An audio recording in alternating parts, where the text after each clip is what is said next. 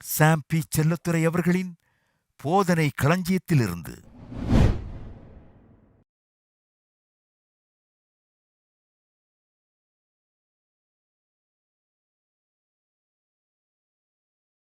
Mark 11:22 முதல். இயேசு அவர்களை நோக்கி, தேவனிடத்தில் விசுவாசம் உள்ளவர்களாய் இருங்கள்.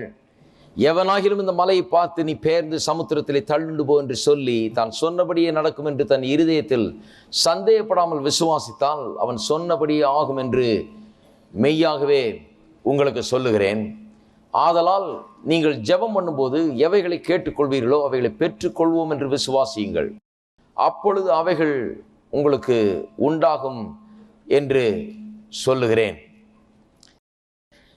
இயேசு இங்கே சொல்லுகிறார், எவனாகிலும் இந்த மலையை பார்த்து நீ பெயர்ந்து சமுத்திரத்தில் தள்ளுண்டு போ என்று சொல்லி, எல்லாரும் சொல்லுவோம் சொல்லி, தான் சொன்னபடியே நடக்கும் என்று தன் இருதயத்தில் சந்தேகப்படாமல் விசுவாசித்தால், எல்லாம் சொல்லுங்க விசுவாசித்தால், அவன் சொன்னபடியே ஆகும் என்று மெய்யாகவே உங்களுக்கு சொல்லுகிறேன். சொல்லி சொன்னபடியே என்று 3 தடவை சொல்லுகிறத பற்றி வருகிறது, வாயின் வார்த்தையை பற்றி வருகிறது.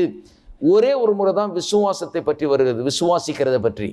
பொதுவாகவே வேதவசனம் உள்ளத்தில் விசுவாசிப்பதை பற்றி அதிகமாக பேசுறதை காட்டிலும் வார்த்தையை பேசுறதை பற்றி தான் அதிகமாக பேசி இருக்கிறது. நீங்கள் சும்மா ஒரு சாம்பிள் ரீடிங்க்கு வாசித்து பாருங்க, நீதிமொழிகளை வாசித்து பாருங்க, எத்தனை முறை எத்தனை வசனங்கள் வாயின் வார்த்தைகள் நம்முடைய சொல் எப்படி இருக்க வேண்டும் என்று எத்தனை முறை போதிக்கப்பட்டிருக்கிறது என்று. அப்புறம் புதிய ஏற்பாட்டை வாசித்து பாருங்க, இயேசுடைய போதனைகளை வாசித்து பாருங்க, அதிலிருந்து பிறகு பவுலுடைய போதனைகள் போங்க, பிறகு யாக்கோபு போன்றவருடைய போதனைகள் போகிறாங்க. எல்லாருடைய போதனைகளும் பார்த்தீங்கன்னா இந்த வாயின் வார்த்தைகள் எப்படி இருக்க வேண்டும் என்பதை அவர்கள் திட்டவட்டமாக சொல்லுகிறார். பவுல் சொல்லுகிறார், நான் விசுவாசித்தேன் ஆகையால் பேசுகிறேன். அதுதான் கிறிஸ்தவ வாழ்க்கை. யாக்கோபு தான் போதிக்கிறார், எல்லாருமே அதைத்தான் போதிக்கிறார்கள். ஆகவே இதை திட்டவட்டமாக நான் போதிக்க விரும்புகிறேன். ஜெபத்திலே நம்முடைய வார்த்தைகள் எப்படி அமைகிறது என்பது முக்கியம். நம்முடைய வாழ்க்கையிலையும் அந்த ஜெபத்திலே மட்டுமல்ல, ஜெபித்து விட்டு பிறகும் நம்முடைய வார்த்தைகள் சரியாக இருப்பது அவசியம் என்பது நாம் உணர வேண்டிய ஒரு காரியம். விசுவாசிக்கிறத காட்டிலும் வார்த்தையை பேசுறதுல நாம் 3 மடங்கு அதிக கவனம் செலுத்த வேண்டும் என்றுதான் நான் இந்த வசனத்தை எடுத்துக்கொள்ள முடியும். விசுவாசிக்கிறத பற்றி ஒரு முறை தான் சொல்லியிருக்கு, வார்த்தையை பேசுகிறத பற்றி 3 முறை சொல்லி இருக்கிறது. ஏனென்றால் எதை பேசுகிறோமோ அதான் விசுவாசிக்க போகிறோம், பிறகு எதை விசுவாசிக்கிறோமோ அதுதான் வாயிலிருந்து வரப்போகிறது. நாம் என்ன சொல்லுகிறோமோ அதன்படியே ஆகும், அவன் சொன்னபடியே ஆகும் என்று இயேசு சொல்லியிருக்கிறார் 23ஆம் வசனத்தில். எல்லாரும் சொல்லுவோம் சொன்னபடியே ஆகும். நிறைய பேர் சொல்றாங்க, எப்படி ஆச்சு, சொன்னபடியே ஆகும். இருக்கீங்களா? நிறைய பேர் கேட்குறாங்க, எப்படி பிரதர் இப்படி ஆகும் பிரதர்? நீங்கள் சொல்லியிருப்பீங்க அதனால தான் ஆகுது பிரதர். என்ன சொல்லியிருக்கிறீங்க? வாழ்நாள் முழுக்க என்ன சொல்லிட்டு வந்துட்டு இருக்கிறீங்க? என்னத்தை பேசிக்கிட்டு இருக்கிறீங்க? எப்படி பிரதர் வேலை போகும் பிரதர்? ஏன்னா எப்போ பார்த்தாலும் சொல்லிகிட்டே இருக்கிறீங்க, இந்த வேலை என்னைக்கு போகுமோ யாரு கண்டா, இது எப்படி போக போதோ, அதனால தான் போச்சு. அது சொன்னபடியே ஆகும். எல்லாரும் சொல்லுங்க சொன்னபடியே ஆகும். நான் சொல்லலை, இயேசு சொன்னார். மறுபடியும் சொல்லுவோம், அவன் சொன்னபடியே ஆகும். ஆகவே தான் நம்முடைய வீட்டிலே, நம்முடைய வேலையிலே, நம்முடைய வியாபாரத்திலே, நம்முடைய எல்லா காரியத்திலையும் நாம் என்ன சொல்லுகிறோம் என்பதை பற்றி ரொம்ப கவனமாக இருக்க வேணும். நாம் கடவுளை போன்றவர்கள். தேவன் வெளிச்சம் உண்டா கடவுள் என்றாரு, சொன்ன உடனே சொன்னபடியே ஆயிற்று. அவர் அதை நல்லது என்று கண்டார். நல்லது மட்டும் சொன்னபடியே ஆகிறது இல்லை, கெட்டதும் சொன்னபடியே தான் ஆய்கொண்டு இருக்கிறது. இது வேத வசனத்தின் ஒரு பிரின்சிபல். தேவன் நல்லதையே தான் பேசுறார், ஆனால் அவருக்கு நல்லதே தான் நடந்து கொண்டிருக்கிறது. நாம் ஒரு பாவ உலகத்திலே வாழ்ந்து கொண்டு வருகிறோம். பாவத்திலே விழுந்து போன மனுஷர்கள் மத்தியிலே, அப்படிப்பட்ட ஒரு உலகத்திலே, பிசாசின் கிரியை அதிகமாக காணப்படுகிற ஒரு உலகத்தில் வாழ்ந்து கொண்டிருக்கிறோம். அப்போ நாம் இன்னும் ஜாக்கிரதையாக இருக்க வேண்டியதாக இருக்கிறது. கர்த்தரை விசுவாசித்து கர்த்தருடைய வார்த்தையை எல்லா சூழ்நிலையிலும் முற்போக்கான விதத்திலே விசுவாசத்தை பேசுவது ரொம்ப அவசியமாக இருக்குது. ஏன்னா தீமை எங்கே பார்த்தாலும் இருக்குது. தீமை நம்ம ஒட்டி கொள்றதுங்கிறது, நம்மோட கலந்துடுறதுன்றது, நமக்கு நடக்கிறதுங்கிறது ஒரு பெரிய அபூர்வமாக நடக்கிறது ஒன்றும் இல்லை. விட்டா எல்லா விதமான தீமையும் நடக்கும். ஆகவே தான் தினந்தோறும் நாம் நன்மையை பேச வேண்டும். ஆகவே தான் தினமும் ஒரு தீமையை எதிர்த்து நிற்க வேண்டும். ஆகவே தான் தினந்தோறும் இந்த வாயை ஒரு ஜீவ விருட்சம் போல உபயோகப்படுத்த வேண்டும். தினந்தோறும் நம்முடைய நாவை உபயோகப்படுத்தி நாம் எங்கே செல்ல வேண்டுமோ, எதை அடைய வேண்டும் என்று விரும்புகிறோமோ அதற்கு நேராக நம்முடைய நாவை நாம் செலுத்த வேண்டும். சும்மா இருந்தால் நடக்காது. தினந்தோறும் இந்த நாவின் மூலமாக நாம் அதிகாரத்தை உபயோகப்படுத்த வேண்டும். நம்முடைய வாழ்க்கை திசையை திருப்ப வேண்டும். திருப்பவும் நான் சொன்ன யாக்கோபுக்கு போவோம் என்று. யாக்கோபு ரொம்ப அற்புதமாக சில காரியங்களை போதிக்கிறார். அதில் ஆரம்பிப்போம். இன்றைக்கு யாக்கோபு 3ஆம் அதிகாரம் வாசிப்போம். என் சகோதரரே, அதிக ஆக்கினை அடைவோம் என்று அறிந்து உங்களில் அநேகர் போதகராகாதிருப்பீர்களாக. போதகராய் இருக்க வேண்டும் என்றால் இந்த வாயில என்னத்தை பேச வேண்டும் என்று தெரிந்து கொண்டவனாய், வார்த்தைகளை சூஸ் பண்ணக்கூடியவனாய், தெரிந்தெடுக்கக்கூடியவனாய். நம்ம வீட்டுக்கு ஒரு விருந்தாளியை கூப்பிட்டா எப்படி ஆகாரத்தை போய் கறியை அப்படி வாங்கி சொல்லுவாங்க இல்லையா, முன்னந்தொடையாக வாங்கிட்டு வாங்க, மீனை இப்படி வாங்கிட்டு வான்பாங்க, அப்படி வாங்கிட்டு வாங்க, அப்படி சூஸ் பண்ணி எடுக்கிறோம். எடுத்து கொண்டு வந்து கறி முதற்கொண்டு காய்கறி முதற்கொண்டு இருக்கிறதுலே பழம் முதற்கொண்டு எல்லாம் சூஸ் பண்ணி எடுத்து ரொம்ப நல்லதாக கொண்டு வந்து வச்சு அவ்வளோத்தையும் சமைச்சு கொண்டு வந்து முன்னால் வைக்கிறோம். ஊழியக்காரன் என்கிறவன் அப்படிப்பட்டவனாக இருக்க முடியாவிட்டால் சும்மா பையை போட்டுக்கிட்டு அதுக்குள்ளே பைபிளை போட்டுக்கிட்டு சுற்றிட்டு இருக்கக்கூடாது. இதுதான் என்னுடைய நம்பிக்கை. அதனால் நான் அநேக பேரை வேணான்றது. நான் வேணாம், நீ வராத ஊழியத்துக்கு, என்னத்துக்கு உனக்கு ஒரு ஊழியம், எதுக்கு நீ ஊழியம் செய்கிற, வராது, போதிக்காது, நீ வாயை திறந்தினால பிரச்சனை வரும். முதல்ல வாயில என்ன போடுறதுன்னு தெரிஞ்சுக்கிட்டு அப்புறம் ஊழியத்துக்கு வா. ஏனென்றால் 10 பேருக்கு முன்னால் நின்றுக்கிட்டு அவர்களுக்கு போதிக்கக்கூடிய ஆள் எப்படிப்பட்ட வார்த்தைகளை தெரிந்தெடுக்க வேண்டும், எப்படிப்பட்ட காரியங்களை நான் பேச வேண்டும் என்றது ரொம்ப முக்கியம். பாருங்க, நான் இங்கே பேசுகிறத வைத்து தான் உங்களுடைய வாழ்க்கை அமைய போகிறது. ஏனென்றால் நான் என்ன பேசுறேன்னா அதான் நீங்க பேச போகிறீர்கள். இருக்கீங்களா? அப்போ எனக்கு மிகப்பெரிய ஒரு பொறுப்பு கொடுக்கப்பட்டிருக்கிறது இந்த வாழ்க்கையில. ஒரு போதகனாக இருப்பது என்பது ஒரு சாதாரண காரியம் இல்லை, அது ஒரு சீக்ரெட், ஒரு புனிதமான ஒரு காரியம் என்று நான் கருதுகிறேன். இந்த இடத்துல நிற்கும் போது நான் அப்படிதான் அதை நினைக்கிறேன் ஒழிய ஏதோ நான் எங்கள் தாத்தா பிரசங்கியார், எங்கள் பாட்டு அப்பா பிரசங்கியார், நான் பிரசங்கியார், எல்லாம் பிரசங்கியார் அப்படி சொல்லி நான் வரவில்லை. ஒரு பெரிய ஒரு பொறுப்புணர்வோடு நிற்கிறேன். ஏனென்றால் என்னுடைய வார்த்தைகள் உங்களுடைய வாழ்க்கையை கட்டும் அல்லது அது நாசமாக்கும். எப்பேற்பட்ட வார்த்தைகளை நான் பேசுகிறேன் என்பது ரொம்ப முக்கியமாக இருக்கிறது. ஆகவே நான் நேரத்தை செலவழித்து என்னுடைய வார்த்தைகளை நான் தெரிந்து கொள்ள வேண்டியதாக இருக்கிறது. தரமான ஒரு ஆகாரத்தை கொடுக்க வேண்டியதாக இருக்கிறது. சும்மா எழுந்திருச்சு எதையோ ஒன்று வளர முடியாது இங்கே கொண்டு வந்து. ஆகவே பிரசங்கியாராக இருப்பது என்று ஒரு சாதாரண காரியம் அல்ல. அருமையானவர்கள், அதனால தான் அந்த வசனத்தை சேர்த்து வாசித்தேன். யாக்கோபு 3ஆம் அதிகாரத்தில் போதகராக இருக்க வேண்டும் என்றால் தேவனுடைய அற்புதமான சத்தியங்களை அறிந்து கொண்டு அவைகளை வாயில வைத்து விடுதலையாக்கும் சத்தியத்தை, ஜனங்களுக்கு நம்பிக்கை ஊட்டும் சத்தியத்தை, மலைகளை பேர்க்கக்கூடிய விசுவாசத்தை அளிக்கக்கூடிய சத்தியத்தை பேசக்கூடிய ஒரு மனுஷன் தான் போதகனா இருக்கணும். இல்லைன்னா போதகனா இருக்க கூடாது. வாசிப்போம். இப்ப பாருங்க, ஏன் போதகரா இருக்கக்கூடாதுன்னு சொல்லிட்டு பிறகு சொல்கிறார், நாம் எல்லாரும் அநேக விஷயங்களில் தவறுகிறோம். ஒருவன் சொல் தவறாதவனானால் அவன் பூரண புருஷனும் தன் சரீரம் முழுவதையும் கடிவாளத்தினாலே அடக்கி கொள்ளக்கூடியவனுமாய் இருக்கிறான். சொல் தவறாதவன் சொன்னா அவன் பூரண புருஷனா, பெர்ஃபெக்ட் மேன். ஆங்கிலத்தில் அப்படியே வருது பெர்ஃபெக்ட் மேன். பெர்ஃபெக்ட்னா எந்த குறையும் இல்லாமல் அப்படியே பெர்ஃபெக்ட் மேன் என்ற அர்த்தம் அல்ல, அப்படி யாரும் கிடையாது. பெர்ஃபெக்ட் மேன்னா மெச்சூர் மேன் என்கிற அர்த்தத்தில் தான் அதை மொழிபெயர்க்க வேண்டும். மெச்சூர்னா அவன் நல்லா வளர்ந்து தேறினவன். யார் வளர்ந்து தேறினவன்? ஆவிக்குரிய ஜீவிதத்தில் வளர்ந்து தேறினவன் யார்? அருமையானவர்கள், நான் சொல்றேன், இதை கழட்டிட்டேன், அதை கழட்டிட்டேன், இந்த சட்டையை மாத்திட்டேன், அந்த சட்டை போட்டேன் பிரதர், இப்போ இந்த சட்டை போடுறேன் பிரதர். ஒரு சட்டையை கழட்டி சட்டையை மாற்றுறது இல்லை ஆவிக்குரிய விஷயத்தில் தேறினவன் இருக்கு அடையாளம். ஆவிக்குரிய விஷயத்தில் தேறினவன் சொன்னா வேதவசனம் திட்டவட்டமா சொல்லுது, சொல் தவறாதவன். சொல்ல எப்படி யூஸ் பண்ண வேண்டும், வாயை எப்படி பயன்படுத்த வேண்டும் என்று ஒரு மனுஷனுக்கு விளங்குச்சுன்னா அவன் ஒரு மெச்சூர் கிறிஸ்டியன், அவன் ஒரு வளர்ந்த ஒரு கிறிஸ்தவன் என்று அர்த்தம். ஜெபம்னா என்ன? நாம் எதையோ ஒன்று அடைய விரும்புகிறோம், எதையோ ஒரு லக்கை நோக்கி போய் கொண்டிருக்கிறோம், அந்த திசையை நோக்கி போக விரும்புகிறோம். இங்க ஆரம்பிக்கிறோம், அங்க போய் முடியணும்னு நாம் நினைக்கிறோம். அதுதான் ஜெபம். அதுக்காக தான் ஜெபம் பண்றோம், அதுக்காக தான் ஆண்டவரை பின்பற்றுறோம். நம்முடைய வாழ்க்கையின் லட்சியங்களை அடைய வேண்டும் என்று நாம் பார்க்கிறோம். எப்படி அடைய போறோம்? அதுதான் இங்க விஷயமே. தன் சரீரம் முழுவதையும் கடிவாளத்தினால் அடக்கி கொள்ளக்கூடியவனாய் இருக்கிறான்.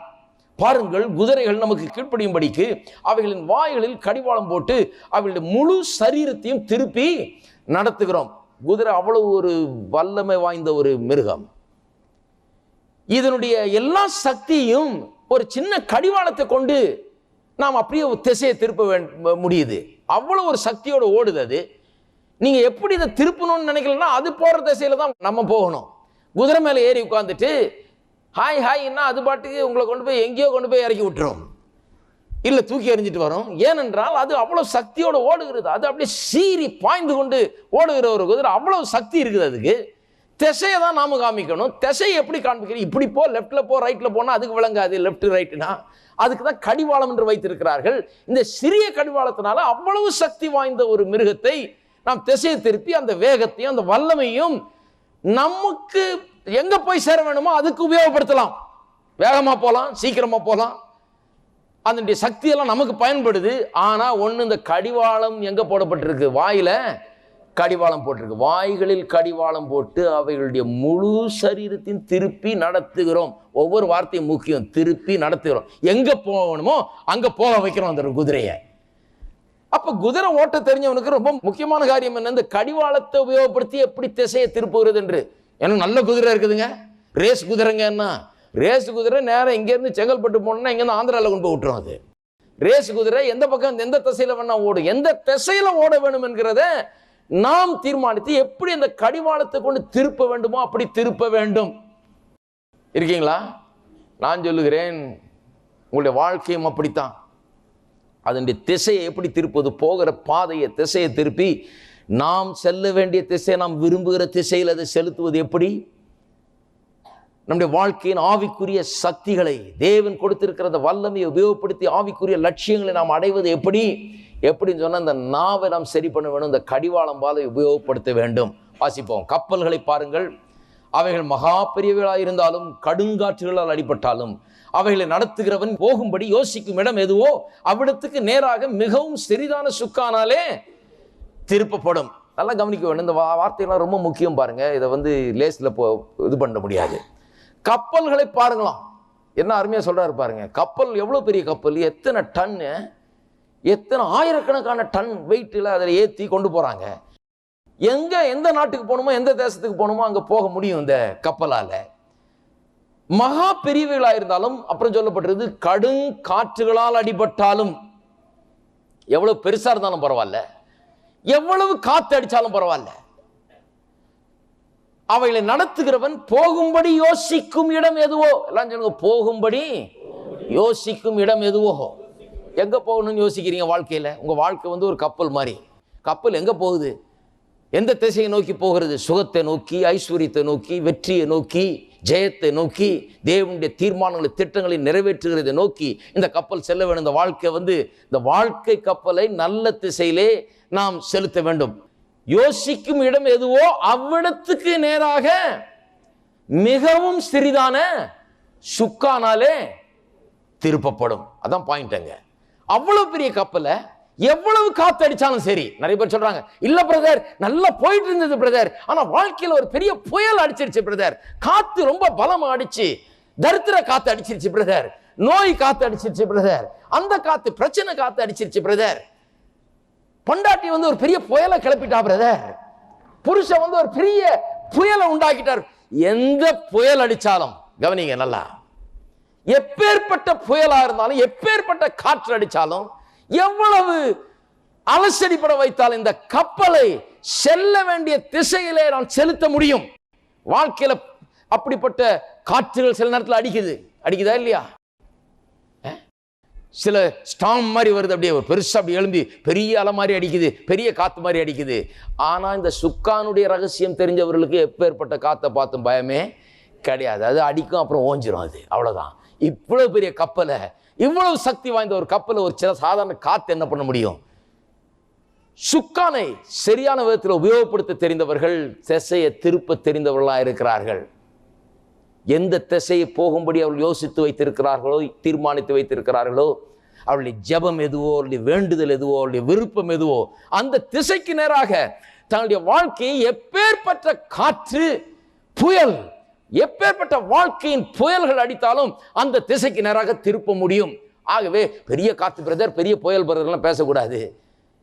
அதை விட அவ்வளவு பெரிய காத்தையும் புயலையும் சமாளிக்கிறதுக்கு, வாழ்க்கையின் பிரச்சனைகளை எல்லாம் மேற்கொள்வதற்கு, எல்லா புயல்களையும் காற்றுகளையும் சமாளித்து இவ்வளவு வெயிட்டையும் தாங்கி அந்த சரியான திசையில செலுத்துவதற்கு தேவன் ஒரு சிறிய கருவியை உங்கள் வாயிலேயே வைத்திருக்கிறார். இருக்கீங்களா? நிறைய பேர் சொல்றாங்க, பிரதர் ஜெபம் பண்ணுங்க பிரதர். என்ன ஜெபம் பண்ணுங்க? பெரிய புயல் பிரதர், வாழ்க்கையில ஜெபம் பண்ணுங்க பிரதர். இங்க அதை சொல்றது, அப்புறம் அடுத்த மீட்டிங் நீங்க போய் அதையே சொல்லிட்டு இருக்குது. பெரிய புயல் பிரதர், ஜெபம் பண்ணுங்க பிரதர், பெரிய புயல் பிரதர். கப்பலை ஓட்டுகிற மாலுமி ஃபோன் பண்ணி ஊரில் இருக்கவங்கள்ட்ட கொஞ்சம் ஜெபம் பண்ணுங்க புயலாக இருக்குது, கொஞ்சம் ஜெபம் பண்ணுங்க புயலாக இருக்குது. அதே மாதிரி இந்த ஊழியக்காரெல்லாம் பாருங்கள், நீங்கள் ஃபோன் பண்ணுங்க நான் ஜெபம் பண்ணுறேன். அவரும் நான் அதுக்குன்னே ஃபோன் வச்சுட்டு உட்காந்துட்டு இருக்கிறேன்.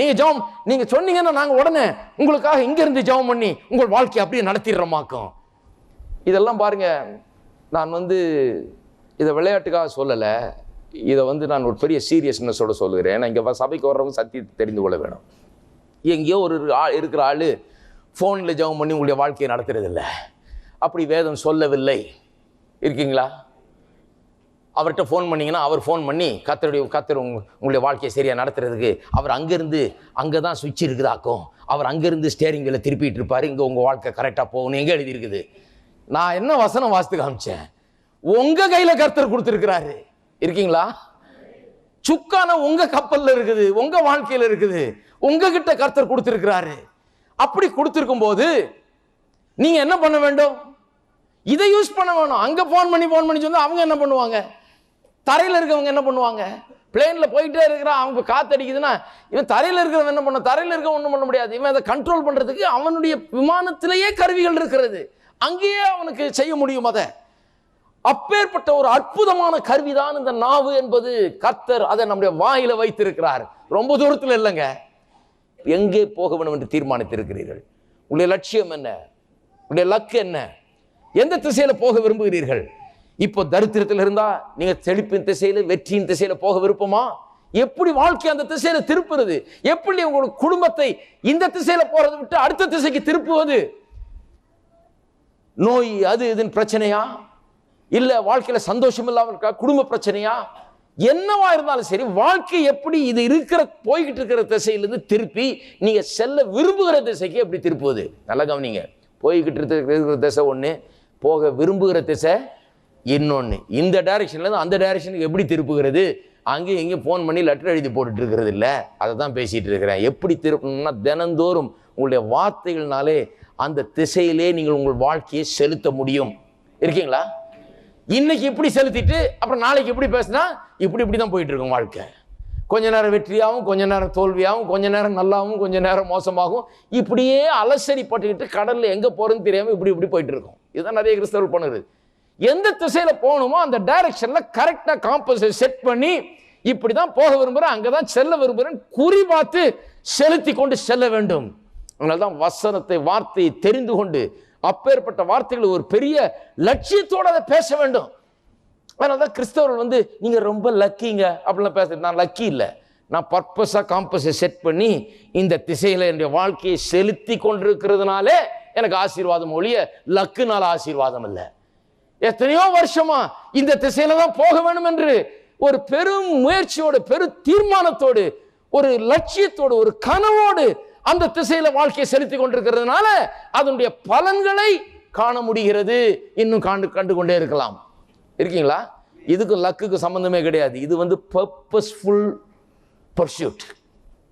ஒரு நோக்கத்தோடு இது தொடர்ந்து சென்று கொண்டிருக்கிறேன் அந்த லட்சியத்தை அடையும்படியாக. சரி, வாசிப்போம். பெரிய கப்பல் அவ்வளவு சிறிய சுக்கான். எந்த திசையில போகணுமோ அந்த திசைக்கு நம்முடைய வாழ்க்கையை செலுத்துகிறார். அதான் நாவு. அப்படியே நாவானதும் சிறிய அவயமாயிருந்தும் பெருமையானவைகளை பேசும். பாருங்கள், சிறிய நெருப்பு எவ்வளவு பெரிய காட்டை கொளுத்தி விடுகிறது. நாவனுடைய நெகட்டிவ் எஃபெக்டையும் இங்க கொடுக்குறாரு. பாசிட்டிவ்ல எப்படி வேலை செய்யுதுன்னு சொல்றாரு. குதிரை அவ்வளவு சக்தியும் நீங்க உபயோகப்படுத்திக்கலாம், எங்க போகணுமோ அங்க வேகமா போறதுக்கு. அண்ட் அவ்வளவு சக்தியும் உங்க கையில வந்துடுது. ஒரு 4 குதிரையை பூட்டி ஒரு வண்டியை ஓட்டினா ஓஹோன்னு போகும் காரு கணக்குல. உங்களுடைய சக்தி ஆயிடுது. அது எந்த திசையில போகணுமோ செலுத்தலாம். ஆனா எப்படி செலுத்தணும்னு தெரியலன்னா அது எங்கேயாவது கொண்டு போய் தள்ளிட்டு தான் வரும், இல்லையா? நாவு நெகட்டிவ் சைடையும் சொல்றாரு பாருங்க. சிறிய நெருப்பு எவ்வளவு பெரிய காட்டை கொளுத்தி விடுகிறது. நாவை தவறாக உபயோகப்படுத்தும் போது, நம் வார்த்தைகளை தெரிந்து கொள்ளாத போது, சரியான விதத்தில் தெரிந்து கொள்ளாத போது அது தவறான வழியில் நம்முடைய வாழ்க்கையை கொண்டு போகிறது. ஒரு சிறிய நெருப்பு பெரிய காட்டை கொளுத்தி விடுகிறது. நாவும் நெருப்பு தான், அது அநீதி நிறைந்த உலகம். நெகட்டிவ்ல சொல்றாரு, நம்முடைய அவயவங்களில் நாவானது முழு சரீரத்தையும் கரைப்படுத்தி ஆயுள் சக்கரத்தை கொளுத்தி விடுகிறதாயும் நரக அக்னியினால் கொளுத்தப்படுகிறதாயும் இருக்கிறது. அதான் நிறைய விஷயம் இருக்குது இதுல. இந்த வசனங்கள்லாம் அதுதான் பாருங்க, அதுக்கு தான் பிரசங்கியார் தேவை, அதுக்கு தான் விளக்கம் தேவை. நாவு நெருப்பு, அது அநீதி நிறைந்த உலகம். நம்முடைய அவயவங்கள் நாவானது முழு சரீரத்தையும் கரைப்படுத்தி எப்பேற்பட்ட தீமைகளை அதை செய்து பாருங்க, கரைப்படுத்துகிறதா. நாவுனால தான் வாழ்க்கை கரைப்படுகிறது, நாவுனால தான் பாவங்கள் உண்டாகிறது, நாவுனால தான் எல்லா விதமான ஆவிக்குரிய தீட்டும் வாழ்க்கையில ஏற்படுகிறது. ஆயுள் சக்கரத்தையே அது என்ன பண்ணிடுதான், கொளுத்திடுதான். உங்க தாத்தா பாட்டி எல்லாம் 85 வயசு வரைக்கும் இருந்தாங்க, அப்பா அம்மா எல்லாம் நல்லா வாழ்ந்தாங்கன்னா லா ஆஃப் ஆவரேஜஸ் படி பார்த்தாலே ஒரு 80 வயசு வரைக்கும் நீங்க வாழணும். பொதுவாக எடுத்துக்கிட்டாலே உங்கள் வீட்டிலலாம் நல்லா வாழ்ந்துருக்கிறாங்க. அந்த இயற்கை பிரகாரமாக உங்களுக்கு வந்து சேர வேண்டியதை கூட கொளுத்தி விட்டுருது இது நாவு. ஏன்னா இவன் சாதாரண சும்மா வாய் முட்டிருந்தாலே 80 வயசு வரைக்கும் இருப்பான். இவன் நடுவில் பேசுறது, செத்தா நலம் நான், இப்படி இருக்கிறதுக்கு சாகலாம் நான், இப்படி கடந்து பாடுபடுறதுக்கு போயிடலாம் பேசாம அப்படின்னு பேசுறதுனால என்ன ஆகுறது, இந்த நாவு வந்து கொளுத்தி விடுகிறது. எதை கொளுத்தி விடுகிறது? ஆயுள் சக்கரத்தை என்ன பண்ணுதான், கொளுத்தி விடுகிறது. எல்லாம் ரொம்ப சீரியஸ் பிஸ்னஸ் பாருங்க. லைஃப் சைக்கிள் அதுவே ஃபுல்லாக ரவுண்டு வர முடியாமல் பாதியிலே நின்று போய் விடுகிறது. ஏனென்றால் எப்போ பார்த்தாலும் சாவை பேசுகிறது, நாவின் மூலமாக அழிவை பேசுகிறது, போதும் போதும் பேசுகிறது, இதுதான் பேசுகிறது. அவங்க போதும் போதும் பேசிட்டு இருந்தால் நம்ம என்ன ஜெபம் பண்ணாலும் அவங்க போதும் போதுன்றது தான் நடக்கும். ஏன்னா நான் சொல்கிறது அவங்களுக்கு நடக்க போகிறதில்ல, அவங்க சொல்கிறது அவங்களுக்கு, அவன் சொன்னபடியே அவனுக்கு ஆகும், அவ்வளோதான். நான் சொன்னபடி அவனுக்கு ஆக போகிறதில்ல, அவன் சொன்னபடியே ஆகும். ஆக உங்களுடைய வெற்றிக்கோ தோல்விக்கோ நான் காரணமாக இருக்க முடியாது. அதே சொல்கிறேன் பாருங்க, உங்களுடைய தோல்விக்கும் இன்னொரு ஆள் காரணமாக இருக்க முடியாது. ஏன்னா அவன் இப்படி பண்ணிட்டான் பிரதர், இவன் எப்படி முடியாது. அவன் என்ன பண்ண முடியும்? நான் சொன்னபடி தான் எனக்கு ஆகும். எவனும் எதுவும் எனக்கு செய்ய முடியாது. ஏன்னா நான் சொன்னபடி தான் எனக்கு நடக்கும். அதே போல தான் வெற்றியும். இன்னொருத்தர்னால எனக்கு வெற்றி உண்டாக போகிறதில்லை, என்னால் தான். நான் சொன்னபடியே எனக்கு ஆகும். நல்லா கவனிப்போம். ஆயுள் சக்கரத்தை கொளுத்தி விடுதான். அப்புறம் இன்னொரு ஐட்டம் ரொம்ப இதாக சொல்லியிருக்கு, நரக அக்கினியினால் கொளுத்தப்படுகிறதாயும் இருக்கிறது. நான் சொல்லுகிற ரொம்ப முக்கியமான விஷயம், பிசாசு வந்து உங்களுடைய வாழ்க்கையை அழிக்க வேண்டும் என்று நினைத்தால், சீரழிக்க வேண்டும் என்று நினைச்சா, கெடுக்க வேண்டும் என்று நினைச்சா, பிசாசு என்ன பண்ணுறான் தெரியுமா? உங்களுடைய நாவை முதலாக அவன் பிடிக்கிறான். நாவில் வார்த்தைகளை போடலாம். உங்களுடைய வாயில நரக அக்னியை, இந்த அழிக்கிற நரக அக்னியை கொண்டு வந்து அதனால நாவை பற்ற வச்சு, நாவில் அவிசுவாசத்தை, நாவில் தோல்வியை, நாவில் விரக்திய, நாவில் சாவ, நாவில் இப்படிப்பட்ட காரியங்களை பேச வைக்கிறான். நாவல பேச வச்சான்னு அவனுக்கு தெரியும் வாழ்க்கையில் அப்படியே தான் நடக்கும். ஏனென்றால் அவன் புரிஞ்சு வச்சுட்டு இருக்கிறான், இவன் சொன்னபடியே ஆகும்னு. ஹலோ, இருக்கீங்களா? அப்ப பிசாசுக்கு கூட உங்களுடைய நாவு தேவைப்படுது. நீங்க நாவை கொடுக்காம அவன் ஒன்றும் உங்களுக்கு பண்ண முடியாது. ஆகவே பிசாசு பண்ணிட்டான் பிரதர், இது பிசாசுடைய வல்லமை பிரதர், இது பிசாசுடைய சக்தி பிரதர் சொல்லாதீங்க. ஏனென்றால் இது உங்களுடைய கோஆபரேஷனால தான் நடந்திருக்குது. பிசாசுக்கு நீங்க இடம் கொடுத்து, எப்படி இடம் கொடுக்கிறோம்? நாவினால் இடம் கொடுக்கிறோம். அந்த பிசாசோட ஒத்துழைச்சு பேசுகிறோம். நரக அக்னியினால் கொளுத்தப்படுகிறதா நாவு. இருக்கீங்களா? எல்லாம் அமைதியா இருக்கீங்க? எவ்வளவு ஒரு சீரியஸ் பிசினஸ் பாருங்க. இதை சாதாரணமா நினைச்சிடறோம். நரக அக்னியினால் கொளுத்தப்படுகிறது. அதனால தான் வாயில பேசுறது ரொம்ப ஜாக்கிரதையா இருக்கும். நான் செத்தா நல்லது, நான் போனா நல்லது, இதை விட அழிஞ்சு போலாமாக்கும். இந்த பேச்சே வாயில வரவே கூடாது. அது வரும்போது நினைவு வைத்துக் கொள்ளுங்க, நரக அக்னி, பிசாசானவன் வந்து அப்படியே நுழையிறான் உள்ள வாழ்க்கையில. எப்பேற்பட்ட விசுவாசியா இருந்தாலும் இப்படிப்பட்ட வார்த்தைகளை பேசும்போது உங்களுடைய நாவு வந்து நெருப்பை கொளுத்துகிற அந்த சின்ன நெருப்புக்கு சமமாகி விடுகிறது. நீங்க சொல்லலாம், என்னையா ஒரு சின்ன வார்த்தை, அதை போய் பெருசா எடுத்துக்கிறீங்களே அப்படின்னு சொல்லலாம். கிடையாது. அந்த சின்ன வார்த்தை தான், சின்ன நெருப்பு தான் காட்டையே கொளுத்துகிறது என்று சொல்லப்பட்டிருக்கிறது. ஆகவே இந்த சின்ன வார்த்தைகள் கூட வேண்டாம், இந்த சின்ன வார்த்தை தான் கெடுக்கிறது.